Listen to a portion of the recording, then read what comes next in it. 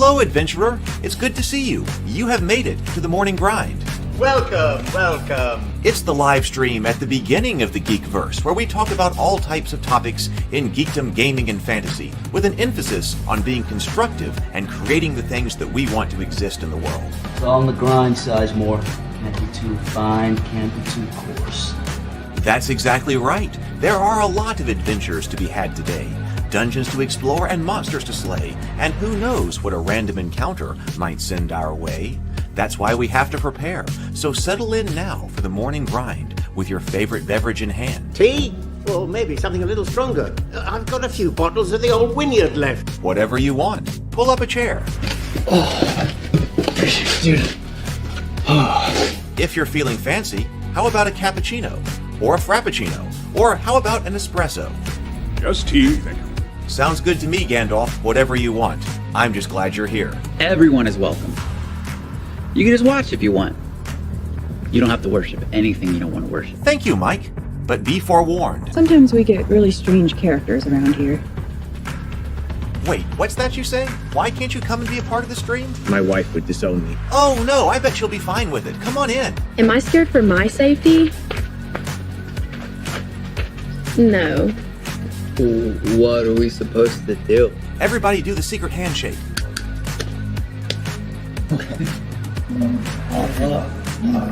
Secret cultist handshake. Oh, now do wizards who love each other. This, my friend, is a science. I still don't have gifts, but it's fine. It's all on the grind, son. Can't be too fine, can't be too coarse. Dude, this would be a sick place to bring the band. Indeed it would be, Dave. It really would. I'm seeing more people coming in. Welcome, glad to have you here. Oh look, here's someone new. Is this the cultist meetup? Yes it is. Come to hang out? Please accept me. I have nothing else. Okay, we accept you. Everyone's welcome here. Brought some snacks. Well, that makes things even better. You want some coffee? I don't drink coffee. You sure? It's cultist coffee. What makes it cultist coffee? I'm a cultist and I'm drinking it. Oh. Then I'll have some. What exactly is going on here? I'm seeing more people coming in. Welcome. It's so great to have you. Oh, and look, here comes another stranger. Can we help you? Yes, fellow cultists. I could really use some food. Oh yeah? Welcome. We have donuts. Oh, it's me. I'm glad I'm here. I'm sure you have a few questions for me, though. What's your name? Who do you work for? What god do you worship? Great questions, Rob. I'm Steve King, and I worship Nyarlathotep. No, not really. I'm just Heath, and I won't be worshiping anything this morning. But I will be your host. Welcome to the office. We're going to have a great time. I've got my coffee ready, because now it's time for the morning grind. If you could become a fish, that would be amazing. Then I could command you with my mental fish powers. Hey, good morning. Good morning. How are you? It's great to have you here. Welcome to my home. Welcome to the office. And welcome to the morning grind. I wonder if I can get the camera a little bit recentered.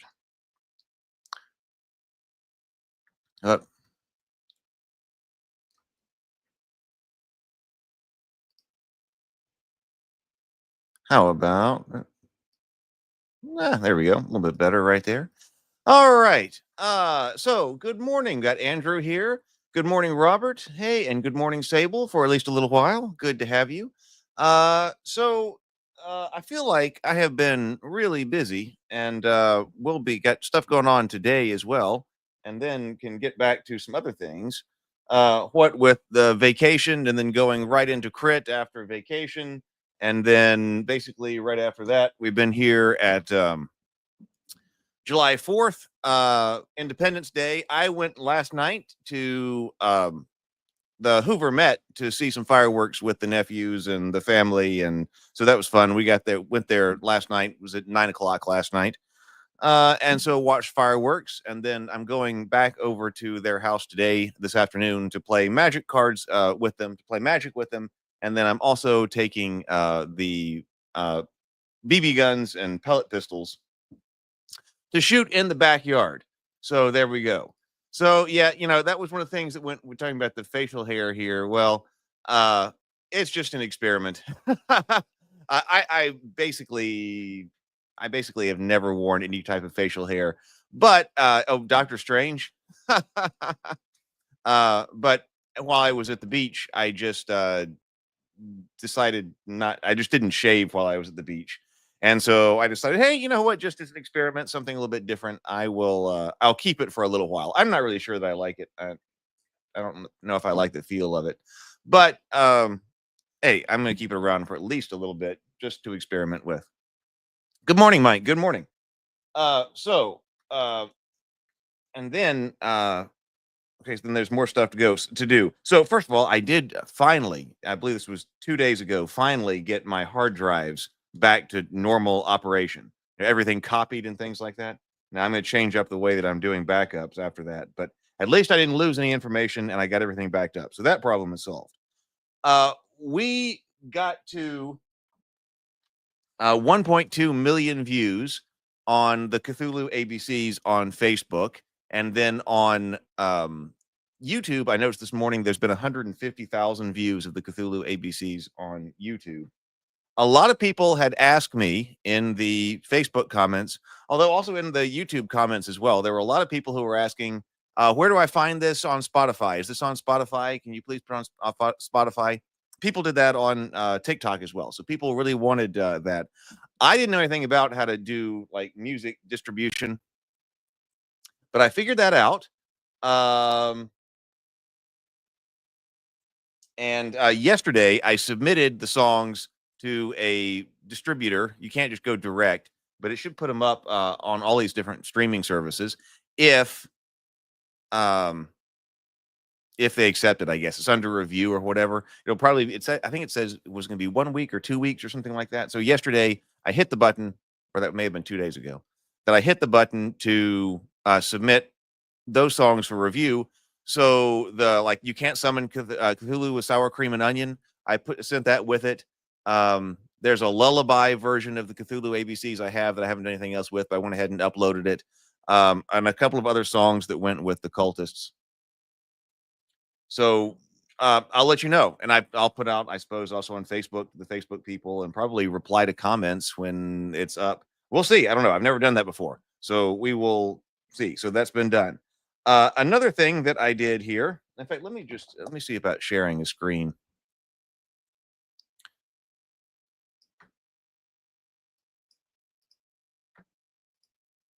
I had a real productive day Monday. I need about 10 more of those in a row to be where I want to be, especially this year. Once again, years slipping by, and I feel like stuff is not happening. We've done a lot of work with Rabivania, though. I'm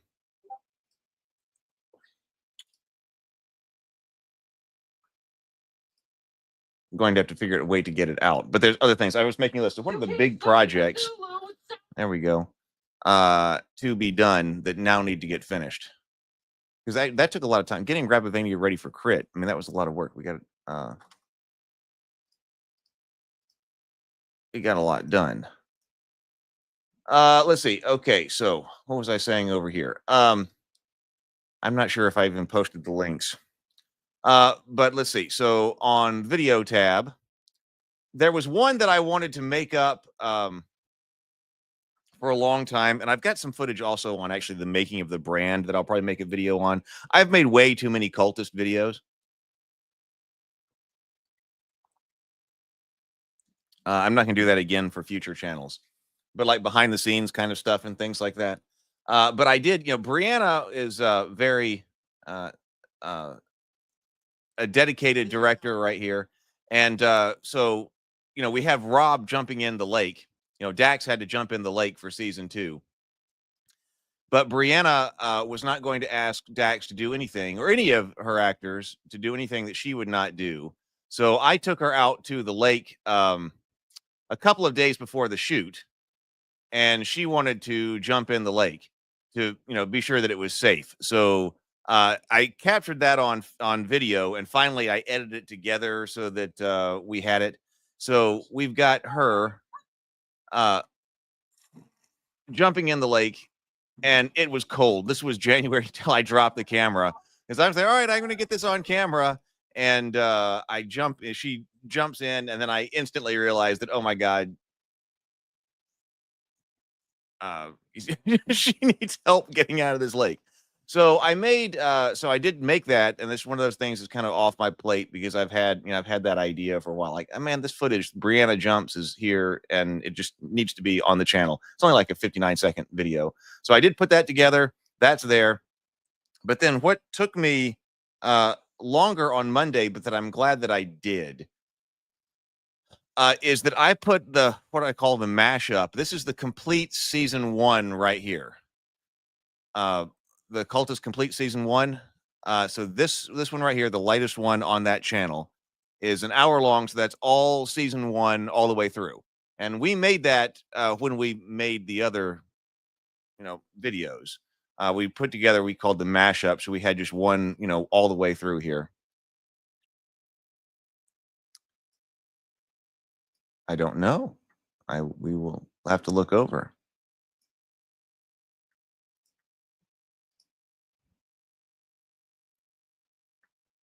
Oh, you know what? I don't know. You're talking about like this like the crown and the number? I'm not sure what that means. Sable has a number. Oh, this says top fans. Like XP, is it giving like XP or something? When I click on that, it goes over to a top fans with like Sable Phoenix having 75 XP. Mike, you got 75 XP, number 2. Andrew, I don't know. I have a crown. Yeah, crown and number 2. So that has something to do with top fans. Is that for the stream, or is that for the channel or something? That actually isn't something I've done. I'll have to look that up. Maybe somebody can see what that means. It's not something I enabled, so it must be a new thing on YouTube. But anyway, okay. So anyway, with this one right here, we've got this. This is the entire playthrough, and I thought that, hey, rather than like maybe use this to recommend to people who have liked the Cthulhu ABCs. So if we go down here, by the way, tonight another episode's released with the live stream. But down here, yeah, 150,000 views on Cthulhu's ABCs here on the channel. So some of those people need to come over and watch the show. But anyway, as I was trying to say, I was able to fix some of the audio here. I say this is with the remastered audio here. I put the teaser trailer for like 45 seconds first, and then you go through, and I've got everything bookmarked here so that you can go to whichever episode, and it shows you like what episode you're in up here. So it's really nice. But I say this is remastered audio because I just had an idea. I wanted to post this anyway, and I was like, is there any way that I can kind of fix things? Because this season did have, the worst audio on it. And a couple of times, so I've been playing this whole mashup all the way through, you can really tell inconsistent sound levels. But I ran this through Adobe image process, not image processing, audio processing. I took the mashup, extracted the audio, which I mean isn't hard, but got just the audio off of it, then put that through the Adobe AI audio processing. And I was shocked. I was really shocked by that. The result that I got back, I was like, oh my God, this is much better. I mean, 100% perfect. No, not 100% perfect, but a huge step. I mean, or a few huge steps above what we had, especially as far as you're talking about complete consistency across that. Made me very happy that we were able to recover that. It didn't work with some things like the high-pitched girl voices, especially like when Bella screams. It didn't, I guess it's looking for, the speaking, and then when sometimes you have like a scream, it does, or when you have two people who are overlapping in their speaking, which fortunately does not happen very often in this, when people are like trying to talk over each other. It did happen like when we had the general hubbub in the orgy scene. There was the general hubbub. They were all talking while you zoomed in on a couple of other ones talking. It didn't really understand all that very well. So it did take an edit pass. One of the reasons this took a little while was that it took an edit pass to return to sometimes go back to the original audio. But I would say that it's cleaned up dramatically. And then also, so that I took that, by the way, it does kind of drop the other sounds. My first impression was, wow, this is really, really good. You can choose how much of the background sound to keep, but it's still suppressing that. But what I went and did was I overlaid the cleaned up dialogue, the AI cleaned up dialogue over the original sound file to restore like the birds chirping and background noises and things like that. And so that was probably like an 8-hour job or something like that. Because then, of course, I had to watch it all the way through. I had to watch it through about 3 times. So, watching it took about 3 hours. Plus the editing and figuring out what I was doing. And then I also ran that through an AI upscaler to get to a 4K. Then I downsampled again from that. And I think it even looks better. So if you are, so that's the one that I'm going to recommend that people watch and just try to watch all the way through if they want exposure to season 1. So I was real happy about that. It took a while, but it was on the list. Both those things were on the list. I'm getting close to having all of the cultists videos back up on this channel. But that, to me, that was a major thing. That was a major thing. Let's see. So yeah, so Sable's figured out that chatting a lot or putting super chats in a live stream chat gets the badges next to your name. I guess it's supposed to improve the chances of the most engaged chatters being noticed. Oh, yeah, that's what it looks like. You clicked on it and it's got experience points, but I guess that's by.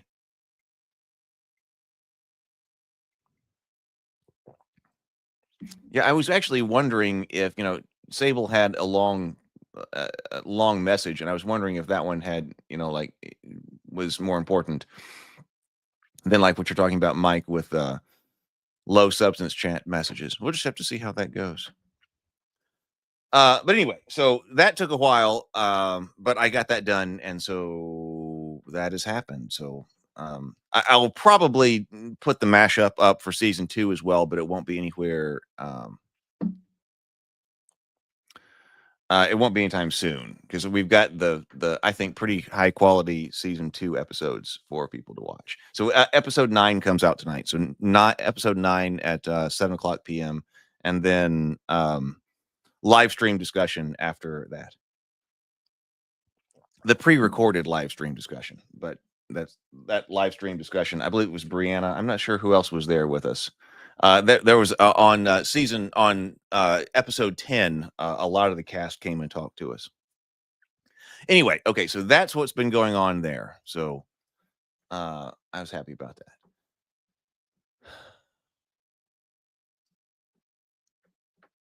Let's bring up this. All right, this is our world primer. Yep. Okay. Let's do a breathe and sip, shall we? I've got ice water this morning. So let's breathe and sip. 2 deep breaths. Deep inhales, complete exhales, and then take a sip of your favorite beverage this morning. So here we go.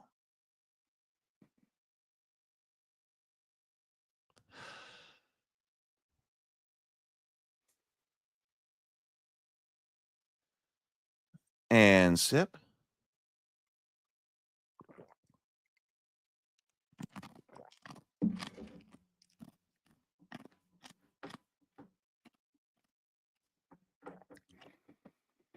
Okay, I wonder, actually, there's probably a place we could just put, I'll type in some CRIT notes.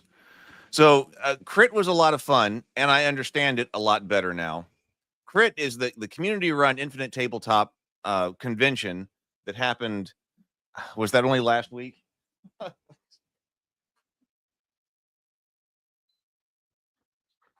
I feel like all of June was so busy. And I know that a lot of people played in it. I mean, Sable played in a whole bunch of different games. I know that BGD either played in or ran like 10 or something like that. Uh, I know Bacon was in several different games. There was a lot going on there, and now I kind of understand what's going on. I think we can do it even better next year. And I was talking to them about the coffee shop. You know, we used the coffee shop actually for the second Rabivania game because James Bacon was having some type of problem with his audio when using Discord. So we just went over and used that. Of course, it worked just fine. You know, I've asked them, some of the organizers, you know, if they want to use that, maybe next year. I mean, Crit might be in the coffee shop, which I think would be a lot of fun if you're able to walk around and talk to people and have more like a convention kind of atmosphere during it. All right, see you later, Sable. Yeah, I know. So this was, yeah, same way here. Of course, it took a lot of prep over here for the Rabivania, but we did it. And of course, you know, there are other projects and things like that. But maybe next year we'll be able to like put out Rabivania or something. And I have a feeling there'll be even more kinds of games next year. So it was a lot of fun. And if you didn't participate, yeah, next year, I think it'll be about the same time next year. It is a lot of fun. And it allows you to get exposure to a lot of different games. And what I'm going to do, and what a lot of people also may do, it seems like, is like, rather than just saying, hey, this is the Rabivania game, but we're going to start to say, like, this is what particular adventure it is. So you know which adventure you've been on, so that next year, you know, people can come to the next adventure, won't sign up for the adventure they've already played in. Or if you're new, then you start at this basic adventure or something like that. So there might be multiple games in the same world, but they'd be specified as to what adventure you're going on. And then, like I said, improving the adventures as we go, and the representation on the table, the virtual tabletop and things like that. BGD has a fantastic representation of his Operation, is it Operation Noir? Operation Noir, Blade Runner style game that was in the index card RPG tabletop. If you have a chance to play in this, if you did not play in it and you have a chance, definitely play in his Noir game. It was amazing. So, all right. So, but what did I think about the games that we ran? Well, first of all, index card RPG was more deadly than I thought, or than I realized. Like, you know, when you're looking at this, now of course I played the system before, but as we were playing it here with Rabivania, we did have people go down. Yeah, Mike played twice. Mike played in Rabivania twice. And of course, I need to do a physical instantiation, a playtest version of this to take over to back to the family to do in a big way. I want to run through this game physically. We did have some player characters go down, but especially I'm thinking here, especially with regard to NPCs. You know, the heart-based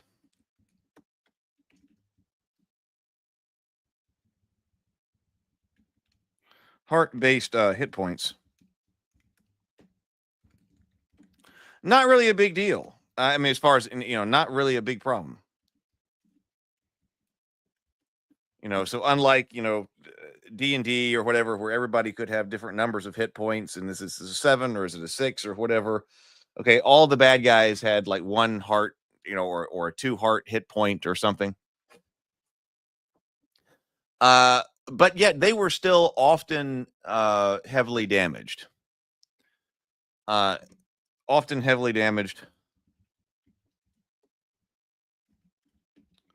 And sometimes outright killed.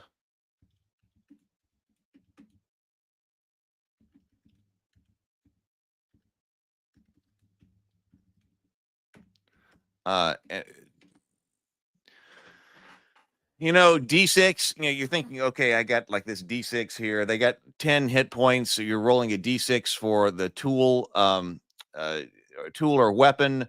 I don't remember how many people we had rolling D8, but sometimes the people were rolling D10s.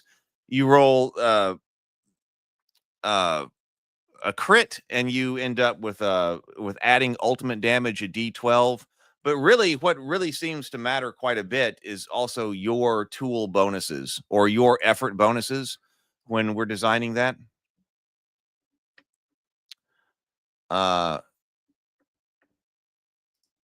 Right. I'm not exactly sure why I'm not exactly sure why they use that terminology anyway.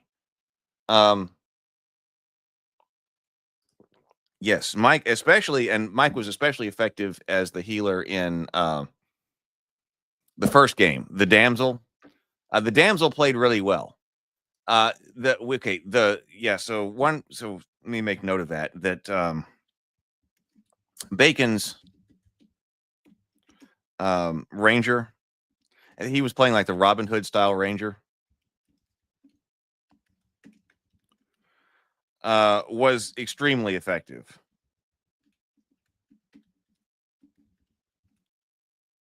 And so he probably needs to be toned down.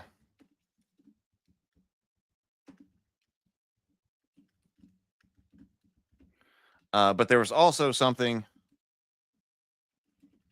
an ability that didn't fit, or it, was never used.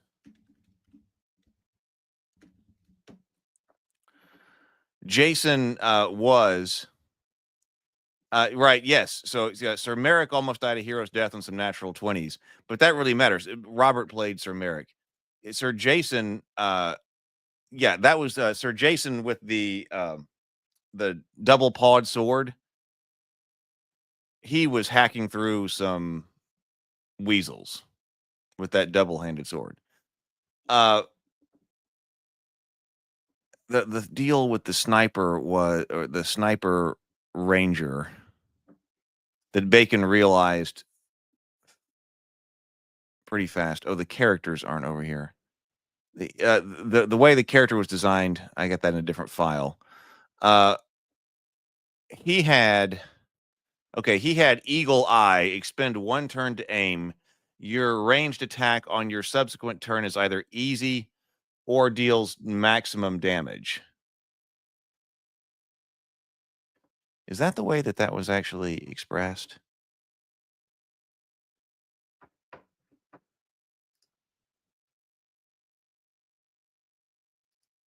Let me go ahead and pull up the actual character file just to be sure. Because he realized that he wasn't ever going to use one of them.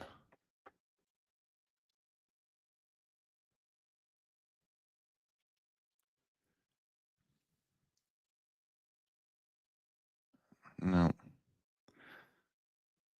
Okay, here we are. Robin Hood style ranger. So he has, Eagle Eye. Yeah, okay. So that's either easy or deals, but it's going to take 1 turn to aim. Whereas he also has the fine longbow and a powerful yew war bow of the finest craftsmanship. Hard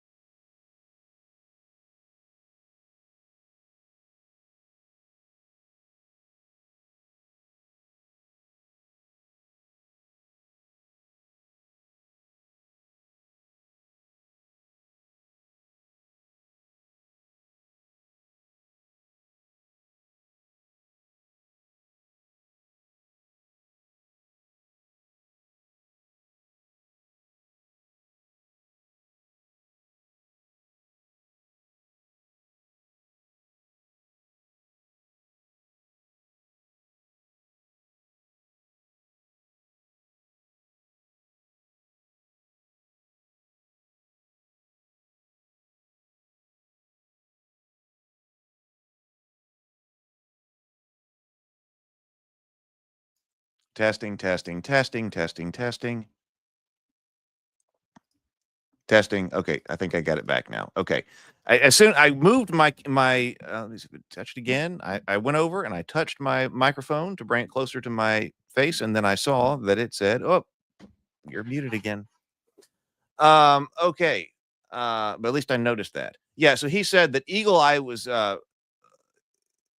he did not one he said he did not need to use, as his bow loot ability was that great. Is it with his longbow here? Okay, it's hard dex to shoot close. I hope we remembered that. Now that actually would have been we might not have remembered that.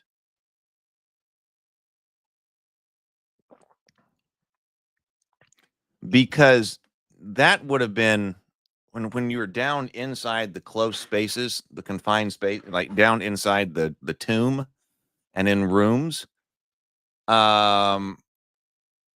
I bet we didn't think about that. But it's never hard to shoot at further distances. So when he was outside, that's big. It's never hard to shoot at further distances. I mean, yeah, this bow has a lot. On a hard dex success, this bow deals ultimate damage. And that happened a lot. That's not all that hard. So we do have these abilities that are that say something happens on a hard dex success or on a hard strength success, and that happened quite a lot because the the non-hard successes are only going to happen like 15% of the time. The target number itself, 1 above, 2 above, but then as soon as you go 3 above, that's hard success. So it seems like, and we kind of realized that as we were building characters, that you kind of, if you have an ability like that, you kind of build your character to assume that you're going to be able to get those successes. And just deal with it when you don't. So so that would have actually hampered him a little bit, that it would have been hard to shoot in close spaces. But because he got to roll ultimate damage, and he was ultimate damage +3, he never felt like that he needed to expend a whole turn to aim to make something easy or maximum damage. He said that he would never do that. So that one needs to be fixed. This was Eagle Eye.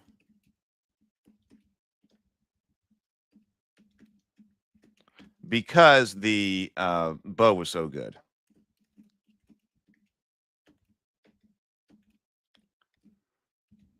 So fix the way they work.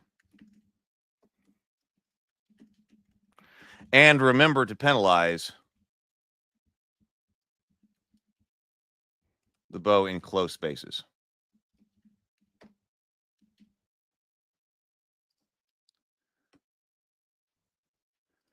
Yeah, he had, so, yeah. Yeah, he had +4 to shooting too. So I think that was also the big thing, was that his dex was +4. So just rolling, he was getting a +4 anyway. So it's not like he was having to roll flat. So attacking with +4, and if you hit 3 over the target to get ultimate damage, that was enough. Which means, you could take something else, because you could take Eagle Eye and you don't have to take that bow. I mean, you have to think about that too. I suppose they're often going together. They're kind of the Robin Hood set. But you could take Eagle Eye and you could take an ordinary bow and take the sword, for instance, or something like that. So you don't have to have them together. And likewise, you could take the bow and swap out for a different ability. I mean, you could do that.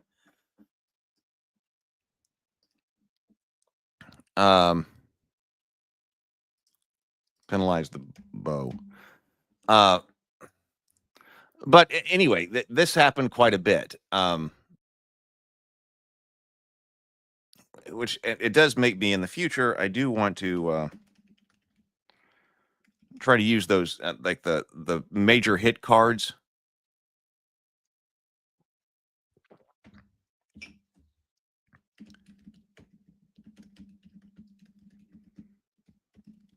Show the or the seriousness of the wounds.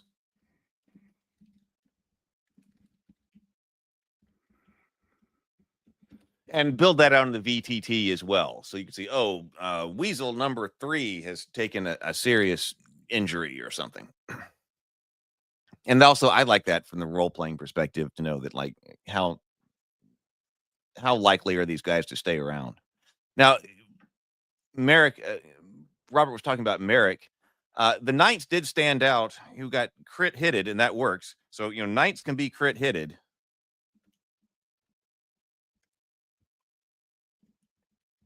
Critically hit, but their armor really matters. And that makes them stand out.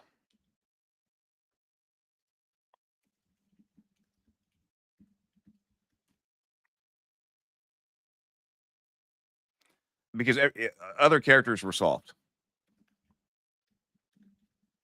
And that's not a problem. That's not a problem. I think it makes the Knights matter. Because when we were first making just the Knights, I mean, okay, we made a series of Knights with very, heavy armor and the high defense. Not everybody had that by any stretch. The other characters really didn't. So they were also very soft. So the Knights mattered. They needed to tank. The Druid character needs help.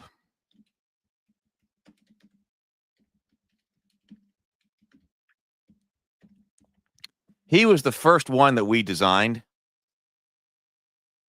But also, so I think we need to revise him. I think we did a good job with the damsel. So this is kind of a non-combatant damsel, but we took the silver sword. So I mean, all the characters were kind of designed to have combat roles because this was a straightforward. What I designed was basically a straightforward rescue mission. Tried to do like a 5-room dungeon, and I can think of ways to improve that too. The dungeon itself.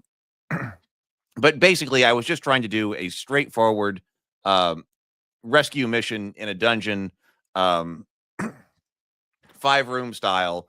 It played in about an hour and a half, which was kind of basically what I was going for. I guess you could, if I add some more to it rather than adding different rooms and things like that, but a few more things to do with each room. 2 hours. So, I mean, I think that's a decent length, especially as it gets formalized. I forget where I was going with that.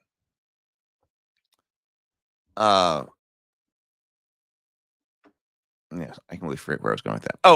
No, the Druid, but the so the Druid didn't feel like it was playing quite right. That one didn't play as well as the damsel.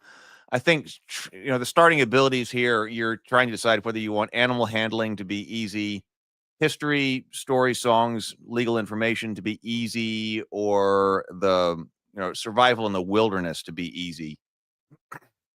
Which actually sounds pretty good, but I think what you want is at least one of these to be something like the damsel's, magic kinds of powers. We've got the silver sickle, which was the barrow blade that was used. So I think it's probably the starting abilities that need to, at least one of them needs to be some type of power ability. Can't necessarily be healing because the damsel's got that, but that's the one. So yes, so yeah, so that's what I was just saying. Yeah, so the Druid, that one, so Druid needs help, and that was really the only one that I felt needed a major revision. I mean, the tweaking of the bow and its power, okay, that needed to change, but the Robin Hood style ranger was working. Druid needed help. Didn't play.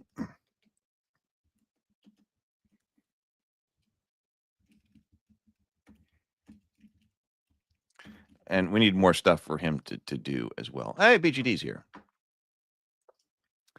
You can always build wounded conditions in the definition of your NPCs foes themselves rather than establishing global conditions. This can either accelerate the death spiral for them, or toughen them.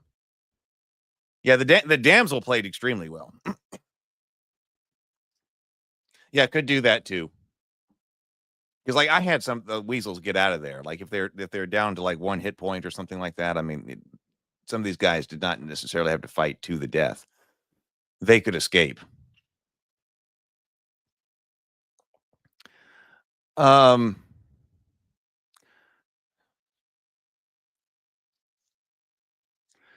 do want to look also. Okay, BGD played the troubadour. Let me go over to my characters. Because there was some controversy on the use of the lute. So what exactly does this say? Okay, balladeer, your music rallies the weary and steals the wavering. Once per scene location, perform a song with charisma. On a success, reduce your ally's target by 2 as long as you continue singing the song or playing the lute, spending an action each round. And then the other one is Mastercraft Lute, a superbly, that should probably superbly crafted lute. Pipe or drum, its tone rich, stirring, and unmistakably yours. Once per scene, per location, spend your action to play an inspiring song that allows a specific ally, including yourself, to roll magic effort and add that number as a bonus to any subsequent roll in the same location. Okay, so there was some kind of question about whether or not that was tied to the particular round or not. But neither of those are. Okay, so I think that's okay. Yeah, see, that's it. The druid felt very vanilla, like a character without a role in the group that allowed him to contribute. I think that's right. That's how I felt. So, I like having them have possible build outs for different kinds of adventures because I was thinking about this. Okay, this being kind of a straightforward kind of dungeon one, but then there's another, do a much broader kind of adventure later that is that deals with the politics of the realm, and so you're out, probably this played over maybe 2 or 3 sessions, or 3 or 4 sessions or something, probably not more than that, but do like a multi-session adventure that deals with more of the politics and stuff.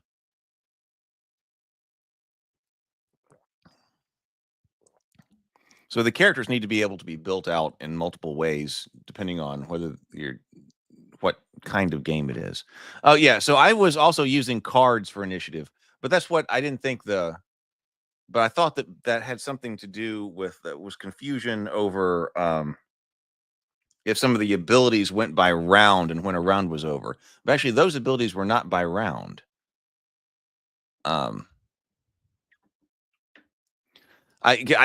We've talked about here drawing initiative cards instead of going around in a circle. I've done that when I've been playing with the nephews, and I like that. Oh, that's a good idea. So weasels are assumed, and because we haven't really done that yet, it in the bottom here of this world primer, we do have weasels here, but I never really had time to get down into building out weasel NPCs. So they were kind of basic, but BGD puts out a comment here. Weasels are assumed by nature to be fast and wily. You could easily give weasel foes 2 actions per turn and make them significantly more formidable, but when bloodied, they lose 1 of their 2 attacks. It makes for more dynamic and dramatic combat. I'm going to make note of that in a couple of places. I'll put this up here with our crit notes.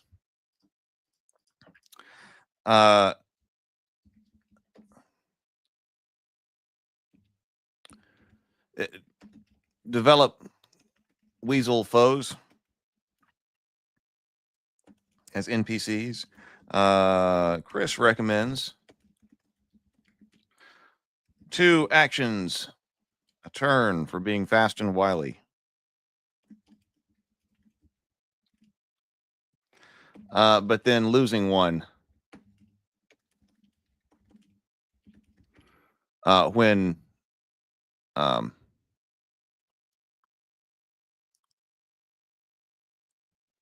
bloodied.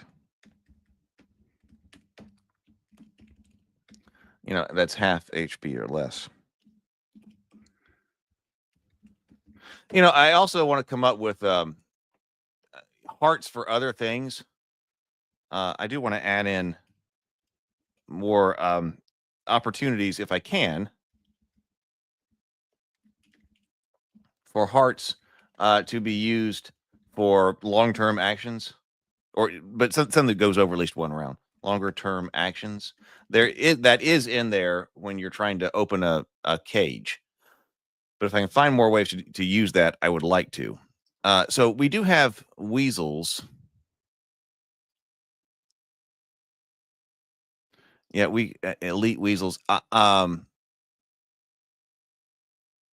BG says, I would not give anything to player characters that give them such a significant advantage under ICRPG streamlined action economy.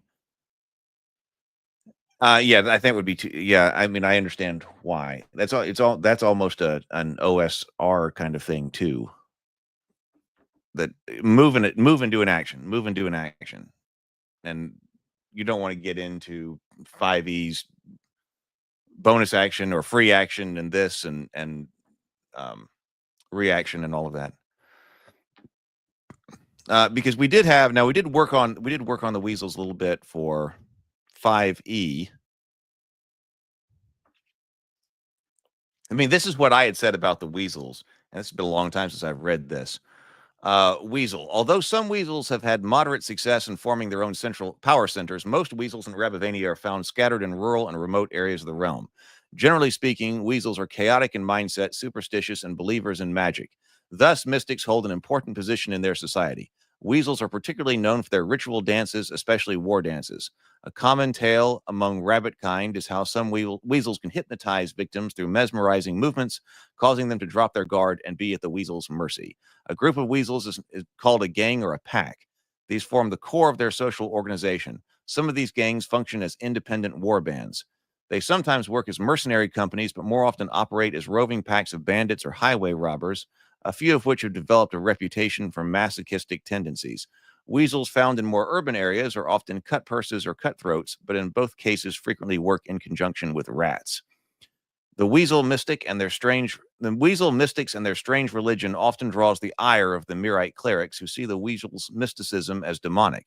This has led to a number of crusades against the weasels. One of the greatest of these religious wars was launched following a particularly large religious festival, where weasel mystics led ritual dances around a bizarre statue of a deity that one of the chief mystics claimed to channel. The festival was fueled by the inhalation of hallucinogenic incense and the culmination with the burning of what looked suspiciously like rabbits in effigies. Some of these effigies were purported to be wearing a mockery of the Mirite religious garb, and one of these effigies, most egregiously, was styled as the Magus of the Mist. Baron Sir Osbert of Harwood was one of the most prominent rabbits to heed the call to war. He slew so many weasels during the conflict, he received the epithet the Weasel Slayer. He was known for his brutal tactics, including skinning weasels and even covering his shield with weasel furs to intimidate his foes as he rode into battle. This resulted in the Rabivanian heralds incorporating weasel or ermine fur into Rabivanian heraldry. Male rabbits are called jacks, female weasels are called jills. Weasel children are called kits. And then we had weasel cutthroat. So I guess this is kind of what I was expecting here. We said for I had a dagger and a sling. This is the 5e interpretation. Cutthroats have advantage on wisdom perception checks that rely on smell. Fearless predator, the cutthroat has advantage on saving throws against being frightened. They are immune to the terrifying nature effect of snakes. Nimble escape, the cutthroat can take the disengage or hide action as a bonus action on each of its turns. Very 5e kind of thing. Whereas we have weasel mystic here. So I think keen smell and fearless predator must be like species things for the weasels. And then the weasel mystic has mesmerizing dance. The mystic can perform an entrancing dance that captivates a single creature. As an action, the mystic chooses one creature that it can see and within 60 feet. If the target can see or hear the mystic, it must succeed on a DC 13 wisdom saving throw or be charmed by the mystic until the end of the mystic's next turn. The charmed creature's speed drops to 0 and is incapacitated and visibly dazed. Let's see.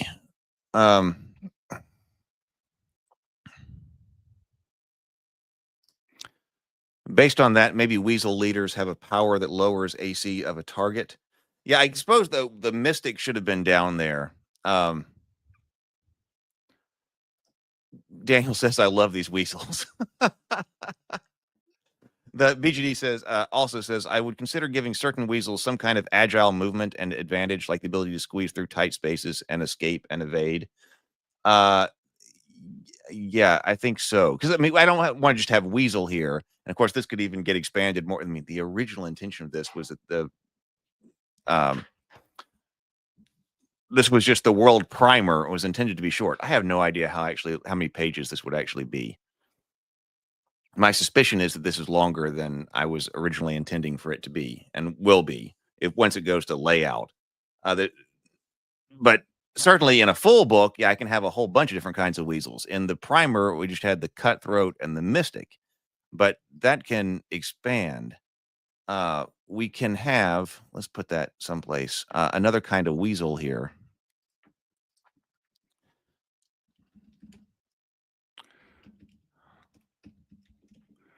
Weasel. Can squeeze through tight spaces.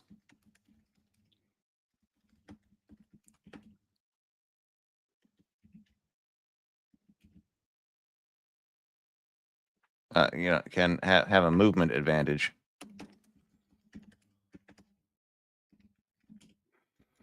Like squeeze through tight spaces to escape and evade. I think so. I think so. Now there was also there was another thing going on in this with the rabbit druid who was dressed differently. Now, one thing I could do is I could move that over to which he never really came up because I think in both cases he was killed rather quickly. So his what he was doing there and what he wasn't something that was deeply investigated in either game. Of course, that could change in other games. But one thing I could do is I could move that to it does give the druids something at least potentially to interact with, but one of the weasel mystics. Yeah, I know. It's all parts of this. And I would still really like to while this is still being play tested and whatever, I really would like to be able to finish the Clovis and Anorta story this year. I really wish I would have time to be able to throw myself completely into that and finish a Rabivania story this year. I'm looking at my big projects. Yeah,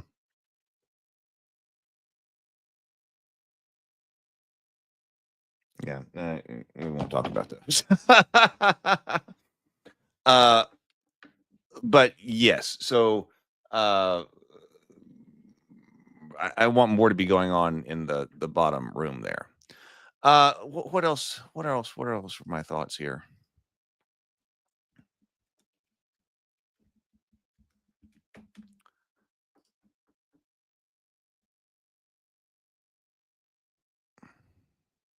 That's basically it at the moment. I guess those are kind of my thoughts.